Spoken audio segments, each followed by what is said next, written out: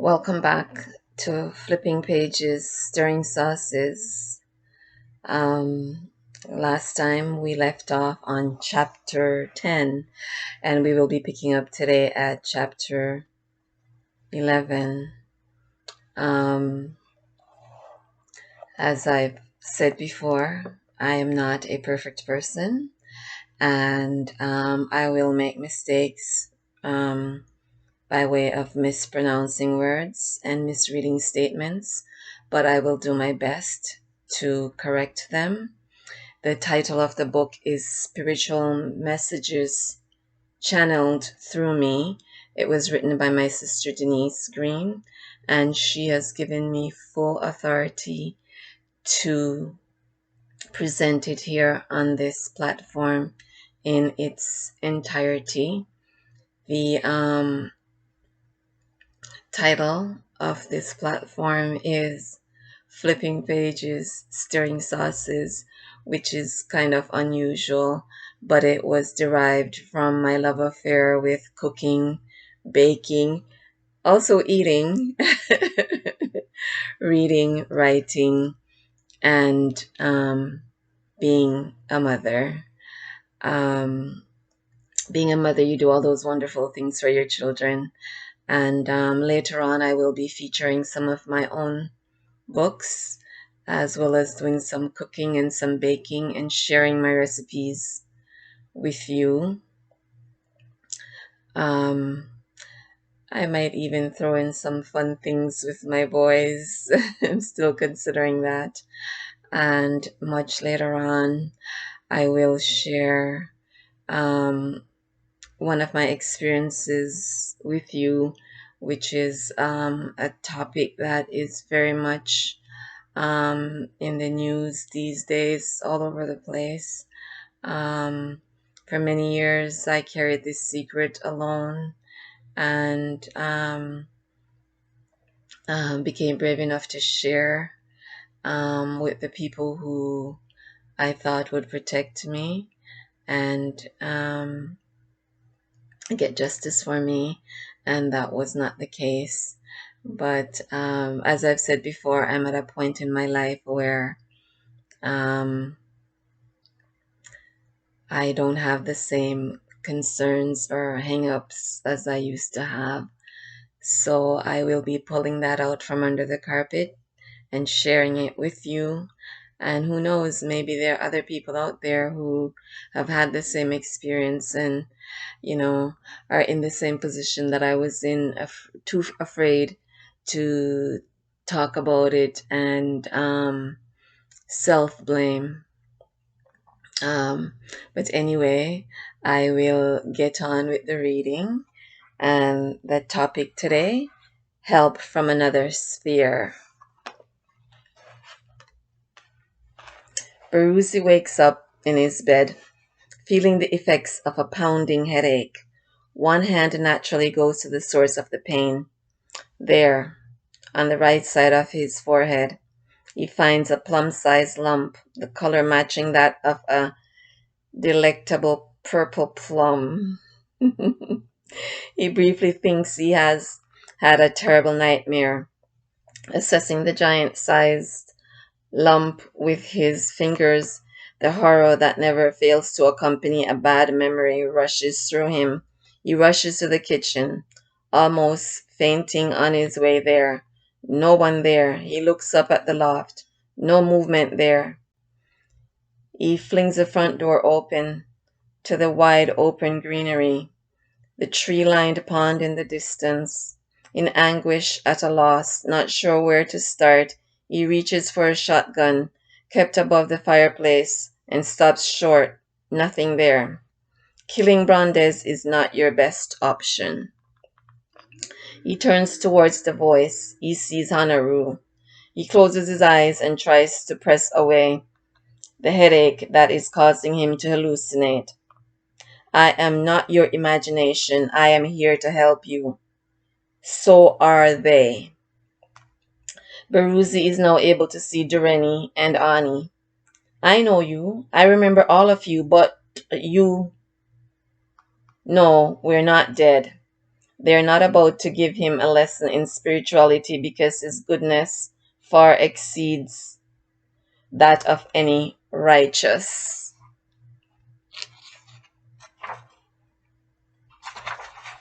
man who is also a slaveholder. Instead, Honoru gets right to the purpose of their being there. This is Honoru speaking now. You have all that you need right here in this house to regain your family permanently. Think about what you saw on the ship. Think about what you took from Dreyfus' cabin. Think. All three spirit begin all three spirit beings disappear from his view, but not from his life.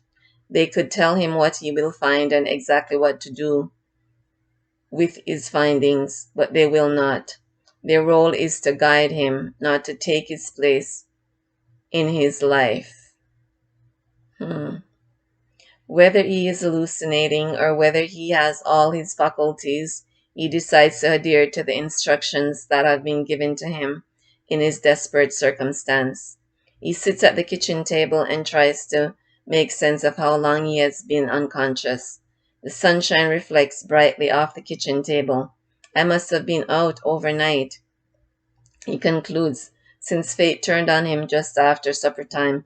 I hope I haven't slept through more than one night. The words of Honoru come back to his awakening mind in varied structure.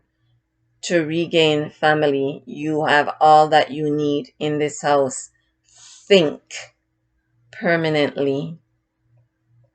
He remembers something else too. He remembers Ventensis telling him that Honoru visits her regularly in her dreams and that she could see the same beings administering to her the night she was branded. He reasons that the way the spirit beings appear to him must be what Ventesi meant by visits in dreams. Thoughts from his conversation with Honoru, Dreyfus took from cabin, flow back through his mind.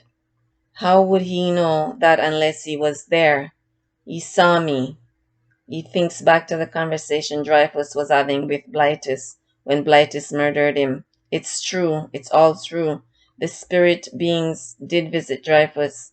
The spirit beings did administer to Ventesi, and they came to me to help me, my family. He mouths the words, took from the cabin, and a voltage flashes through him that causes his body to leap uncontrollably from his seated position, knocking the chair over and shaking the rather heavy wooden table. He cannot get up into the loft quickly enough to pull out his trunk from under his bed, the trunk that holds the treasures he collected while at sea. From under its false bottom he removes Dreyfus' log. It takes only a few moments before he becomes more and more fascinated by what he reads. Dreyfus owned Ventesi outright, and he owned Honoru too. Dreyfus' last entries are in essence his final will and testament, a will in which he clearly expresses his desire for all his slaves, fully owned and partly owned, to be free. He repents for his part in the slave trade. Beruzzi cannot contain his excitement and is about to rush down the stairs to the sheriff. Blytis, Brandes. He's not quite sure. He stops frozen. Think. Think.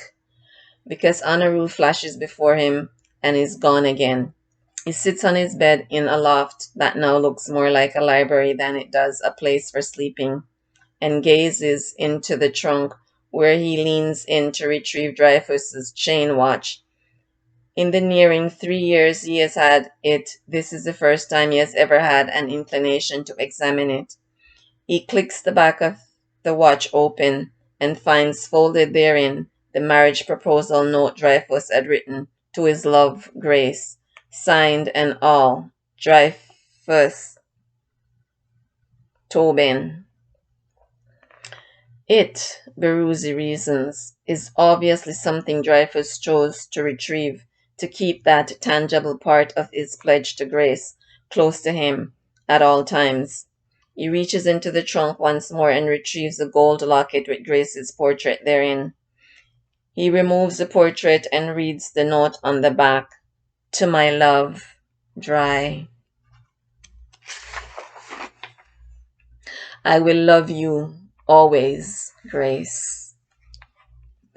He notices the inscription inside the locket. Dearest Grace, where I am, you will always be. Love, Dreyfus, Tobin. Dreyfus must have replaced his picture with Grace's, since the locket obviously belonged to Grace. Beruzzi concludes in a low voice, but does not lament on the love shared between Dreyfus and his wife, when his primary concern is to bring his wife back to his life. He reasons with himself. If Brandes is cunning enough to get a court of law to sign over authority of the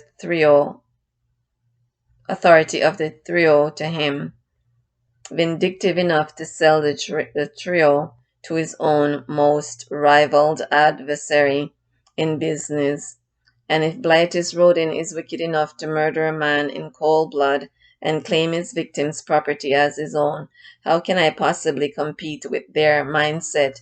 Do I go to court and put my family's future in the hands of a man who sees life from the safety of a sheltered and privileged white world, the judge being a slave owner himself?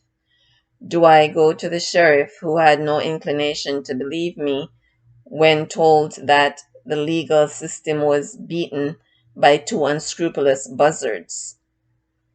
Honoru's words powerfully flashed through his mind. You have all that you need in this house. Think. All that I need, he repeats. All that I need in this house. He concludes, I cannot risk putting any of Dreyfus' belongings in anybody's hands, and is still baffled. I had this stuff all along and never knew its worth. Regrets now flow through him. All of this, could have made things so much different had I known. Ventesi would never have been subjected to the fields. She never would have suffered that red-hot iron being jabbed into her chest. He is wrong. He found what he needed to find at the right time. Had he tried to use his resources before now, his eyes would not have been as open as they now are, and Blytis would have gotten the better of him, and probably would have killed him in the process. He takes a notepad off a nearby shelf, sits down at his desk, and starts to copy Dreyfus' log. Blytis' quip comes back to him. I've already secured a buyer for them, which causes him to rationalize. If Blytis already had a buyer for them, one can be certain he has chosen to sell to an out-of-state buyer to make their trails cold. Considering Ventesi's demonstrated ability to produce two healthy droplets in the time it takes most female slaves to produce one, and the good health of all three, he knows buyers for them are not in short supply, therefore making him ever thankful to whichever god Ventesi worships that the children are with their mother. Think, he remembers Honoru's instruction. When you are lost or stuck and an idea pops into your head, or someone says something to you, or pops into your life and purposefully assists you, from where do you think that help comes? Do you think the molecules of the cells in your brain just rearrange themselves to provide you an answer? Do you think the person or persons who show up to help you just happened to be there? I dare say everything that happens in your physical life is first orchestrated in your spiritual life. That is the author Denise speaking. He pauses from his writing to think. To that bastard, they're just livestock. Money in his ever ready pocket. He will try to get them as far from me as possible, and he will try to do it as quickly as possible, thus the transport to their new destination, whether it be to any one of the states in the Union, the Caribbean, South America, or Europe.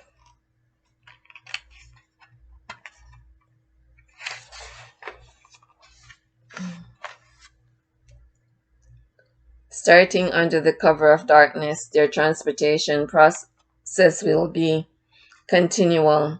To, to chase after them now would be no different from my going to the middle of town, spinning around in circles until I become too dizzy to continue spinning, and therefore stop. Then simply start running in whichever direction I happen to be facing when I stopped. It takes him a few hours to make 2 copies of Dreyfus' logbook, but he gets it done. He then takes the time to write a note and seal it. It is not likely that anyone would be watching him, but he checks his surroundings nonetheless by looking through the windows in the loft.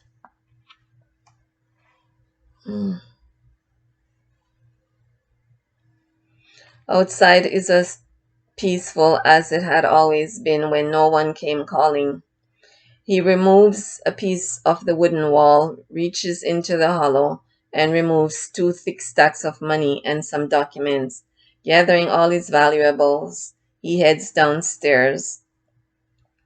At the table, he rolls Dreyfus' logbook and his documents into a cylindrical shape and places it in one of the larger peach preserve jars. He then wraps the catch in a dishcloth he then wraps the watch in a dishcloth and the locket in another and places them inside the hollow of the logbook. Next, he places a roll of money on top of the 2 pieces of jewelry. Now comfortable with the way the jewelry and the money are encircled by the logbook inside the jar, he picks up one of his rubber boots from beside the front door and puts the bottle into the boot. He then rolls the boot to make it as small as possible and places it into the other boot, which he also rolls to make it as small as possible and binds it with twine. There is no way in hell he's leaving his life in the cabin. He will wait until it is dark and then bury his treasures outside, removing a slab of grass, digging deep, refilling the hole, and then replacing the grass 30 paces to the left of the cabin under a shady tree should be the perfect spot. It has been 24 hours since his family was taken from him. Having no intention of returning without his family, he therefore takes time to consider his farm animals and frees them, all of them.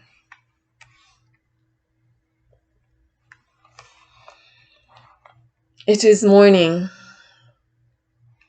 He has everything he needs for wherever he's going. Most of it contained in a rectangular sack, strung across one shoulder and resting on his hip below the opposite shoulder. He wants to check out his hiding place without arousing any suspicion, should anyone be watching him for any reason. From the barn, he takes out a canister of dried corn kernels for the chickens he has already freed and throws handfuls about the yard as though casually feeding the chickens. Wandering over to his hiding spot to surreptitiously examine the work he had done in the dark, he is quite contented with how the slab of grass fits back into place as though it were never removed.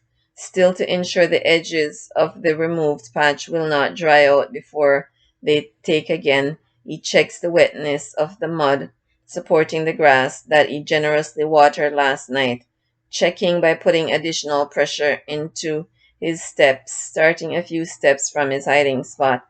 36 hours after his family was taken from him, Beruzzi rides away from his home, while the horse he leaves behind grazes amongst the numerous abandoned farm animals.